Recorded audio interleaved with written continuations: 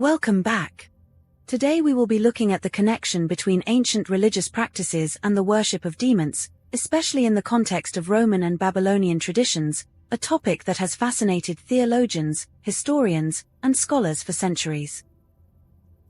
Let's dive deeper into this dark and mysterious connection. In ancient Babylon, the pantheon of gods included figures like Marduk, Ishtar, and Tammuz. These weren't just mythical beings but were deeply entwined with natural forces, fertility, and celestial bodies. The worship of these gods involved elaborate rituals, sacrifices, and temple ceremonies that were more than mere superstition. They were interactions with powerful, unseen entities. The Bible frequently condemns the worship of these deities, associating them directly with demonic forces. Deuteronomy 32 verse 17 states, "They sacrificed unto devils, not to God, to gods whom they knew not, to new gods that came newly up, whom your fathers feared not." This passage makes it clear that what the Babylonians considered gods were, in fact, demons masquerading as deities, leading people into darkness. Psalm 106 verse 37 is even more explicit. "Yea, they sacrificed their sons and their daughters unto devils." The ancient Romans, inheriting many of these practices from Babylon, adopted a similar pantheon of gods. They revered deities like Jupiter, Venus, and Saturn, which were also closely linked to the elemental forces and celestial bodies. The title Pontifex Maximus, used by Roman Catholic popes, originally belonged to the chief priest of the pagan Roman religion. This position was integral to the worship of these so-called gods, which, according to biblical interpretation, were demons in disguise. What's even more intriguing is the seamless transition of this title from the chief pagan priest to the head of the Roman Catholic Church. It raises questions about the continuity of ancient practices under a veneer of Christian terminology. The veneration of saints, the use of relics, and the grandeur of the Vatican ceremonies have often been compared to the elaborate rituals of ancient Rome and Babylon. Moreover, the concept of demons disguising themselves as gods isn't just a biblical notion. Many early Christian writers and church fathers, including Augustine and Tertullian, warned against the worship of these false gods, emphasizing that they were demons intent on deceiving humanity. In modern times, the persistence of these ancient symbols and practices in certain religious traditions continues to spark debate and intrigue. Are these just remnants of a bygone era, or do they signify something more profound about the nature of religious authority and the enduring influence of ancient demonic forces? The echoes of these ancient practices remind us of the constant battle between light and darkness, truth and deception. As 1 Corinthians 10 verse 20 warns, "But I say, that the things which the Gentiles sacrifice, they sacrifice to devils, and not to God. And I would not that ye should have fellowship with devils."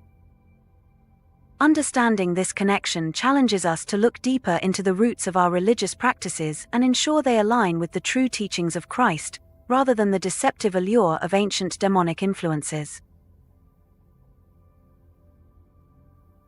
Historically, the Pontifex Maximus was the chief priest of the pagan Roman religion, which heavily borrowed from Babylonian practices. In this role, the Pontifex Maximus was not merely a ceremonial figure but the ultimate authority presiding over the rituals and ceremonies dedicated to the pantheon of Roman deities. These deities, far from being benign figures of mythology, were often considered by early Christians and biblical teachings to be manifestations of demonic forces. In ancient Rome, the Pontifex Maximus orchestrated elaborate ceremonies, sacrifices, and rites designed to appease these so-called gods.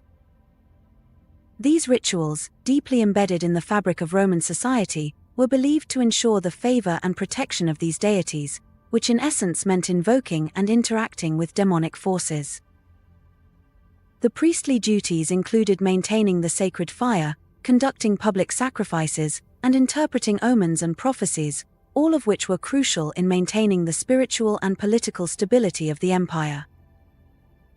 As Christianity began to spread, the early Christians faced immense persecution from the Roman authorities who were deeply entrenched in these pagan practices. The early church's rejection of these false gods and their rituals posed a direct threat to the established order, leading to widespread oppression and martyrdom of Christians. The irony lies in the later adoption of the title Pontifex Maximus by the leaders of the very religion that once condemned these practices. This appropriation of the title by the Roman Catholic Church signifies a complex and often contradictory fusion of ancient pagan traditions with emerging Christian practices. By assuming the title of Pontifex Maximus, the Pope inherits a legacy intertwined with the worship of demons, as these ancient ceremonies were fundamentally about venerating and appeasing entities that the Bible and Christian teachings identify as demonic. Thus, the history of the Pontifex Maximus is a potent reminder of the profound influence of ancient paganism on modern religious institutions. It raises crucial questions about the true nature and origins of certain practices within the Church, prompting a deeper examination of how these traditions align with, or diverge from the core teachings of Christ. In delving into the ancient rituals of Babylon, we uncover disturbing practices that might seem remote from modern religious traditions, yet their echoes are unsettlingly present in some contemporary rites. Babylon, known for its complex pantheon and esoteric rites, was infamous for integrating practices like witchcraft and ritualistic cannibalism into its worship. Witchcraft in Babylon often involved invoking deities and spirits through occult practices. This included using spells and rituals intended to manipulate spiritual forces. Similarly, Babylonian rituals sometimes included symbolic acts that mimicked or alluded to cannibalism, such as the symbolic consumption of offerings intended to transfer divine power or favor. Fast forward to today, and the intriguing question arises: could there be any shadows of these ancient practices in modern religious rites, particularly in the context of the Catholic Mass? The Catholic Mass, with its central ritual of the Eucharist, involves the consecration of bread and wine into what Catholics believe to be the body and blood of Christ. This ritual is often described in terms that evoke the idea of consumption of divine flesh and blood. To the uninitiated, this can appear strikingly similar to ancient rituals where the consumption of symbolic flesh and blood was used to invoke or honor deities or demons. Historically, Babylonian practices involving ritual cannibalism were meant to establish a mystical union with the divine. This concept finds a parallel in the Catholic doctrine of transubstantiation, where the bread and wine are believed to become the actual body and blood of Christ. The ritual consumption of these elements is seen as a means of drawing closer to the divine presence. Though the Catholic Church would strongly object to any direct comparison with ancient Babylonian rites, the similarities in ritualistic language and symbolic actions can provoke intriguing questions. The use of ritualistic language in describing the Eucharist as consuming the body and blood of Christ might inadvertently echo the symbolism of ancient rites. Similarly, witchcraft in Babylon often involved a communion with the divine through esoteric means. The parallels between invoking divine presence through ancient rituals and the Eucharist's role in connecting believers with Christ are worth considering, even as they are distinct in their theological frameworks and intentions. Every day, in countless churches around the world, the Mass is celebrated with the solemn reenactment of Christ's sacrifice. According to the doctrine of transubstantiation, the bread and wine become the actual body and blood of Jesus Christ. But let's dig deeper and question how this practice not only diverges from biblical teachings but also evokes unsettling parallels with ancient pagan rituals. The Bible makes it clear that Jesus' sacrifice on the cross was a one-time, all-sufficient act for humanity's redemption. Hebrews 10 verses 10 to 12 emphasizes this. And by that will, we have been made holy through the sacrifice of the body of Jesus Christ once for all. Day after day every priest stands and performs his religious duties, Again and again he offers the same sacrifices, which can never take away sins. But when this priest had offered for all time one sacrifice for sins, he sat down at the right hand of God. This passage underscores the completeness and finality of Christ's sacrifice. To repeatedly reenact or represent this sacrifice seems to undermine the Bible's message that his atonement was singular and complete. Furthermore, John 6 verse 63 offers critical insight. The Spirit gives life, the flesh counts for nothing. The words I have spoken to you, they are full of the Spirit and life. Here, Jesus indicates that his words convey spiritual truths rather than literal instructions. When he speaks of eating his flesh and drinking his blood, he's using metaphorical language to express a deeper spiritual reality, not prescribing a physical transformation of elements. Yet, the doctrine of transubstantiation insists on the daily reenactment of Christ's sacrifice. This continuous ritual implies that his original sacrifice was somehow incomplete, necessitating daily repetition for its effectiveness. This notion contradicts the biblical teaching that Christ's sacrifice was final and perfect. Looking at history, we see unsettling parallels between this perpetual sacrifice and ancient Babylonian practices. In Babylon, rituals involving repeated sacrifices were central to worship, meant to appease deities and maintain cosmic balance. These ceremonies often included reenactments of mythological events, similar to how the Mass is seen as a daily reenactment of Christ's sacrifice. This comparison is troubling because it suggests that the modern practice of daily sacrifice might echo ancient methods of ritualistic renewal, originally designed to appease gods, demons, or spirits, venerated as saints. Additionally, the use of sacred elements in rituals, like the transformation of bread and wine into the divine body and blood, can resemble ancient practices where offerings were consumed to connect with deities.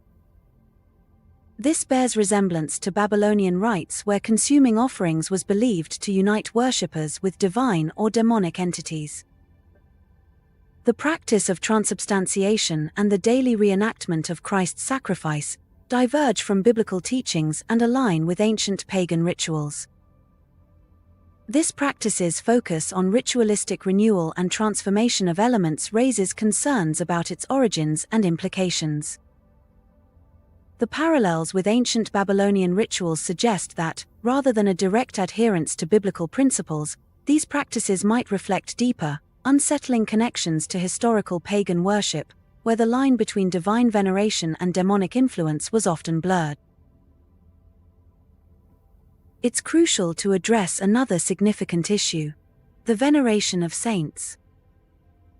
The Catholic Church's practice of honoring saints through prayers and rituals stands in stark contrast to biblical teachings. The Bible condemns necromancy, so why is the veneration of saints promoted? Deuteronomy 18 verses 10 to 12 condemns practices such as necromancy and the consultation of the dead, stating, "Let no one be found among you who consults the dead." Additionally, Revelation 22 verses 8 to 9 remind us that worship and reverence are due solely to God, not to any mortal or saint. "And I, John, saw these things, and heard them. And when I had heard and seen, I fell down to worship before the feet of the angel which showed me these things. Then saith he unto me, See thou do it not. For I am thy fellow servant, and of thy brethren the prophets, and of them which keep the sayings of this book. Worship God." The consistent biblical message emphasizes that worship belongs to God alone, and seeking intercession from the dead contradicts this fundamental principle. By venerating saints and invoking their intercession, the Catholic practice of honoring the deceased directly opposes these scriptural directives. Instead of turning to God for guidance and support, this tradition diverts focus away from the singular divine authority, potentially leading believers into practices that stray from true biblical worship. This ongoing divergence from biblical truth raises important questions about the authenticity and spiritual integrity of these rituals, urging a return to the core principles of worshipping God alone as outlined in the Bible. Could this explain why the veneration of statues has persisted, despite the Second Commandment's prohibition? Is it possible that this practice is rooted in a need to seek favor from demonic forces through the worship of idols?